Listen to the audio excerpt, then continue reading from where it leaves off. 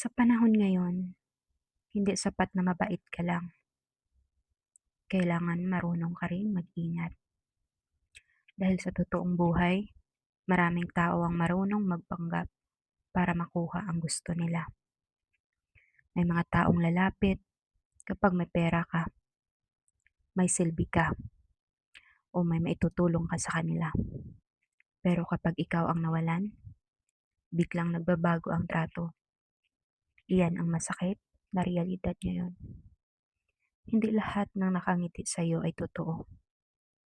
Sa social media, maraming masaya tignan. Pero sa likod nun, may pagod, pressure, at problema ring tinatago. Maraming nagpapanggap na okay kahit ubos na ubos na. Kaya hindi dapat ikumpara ang buhay mo sa nakikita mo online.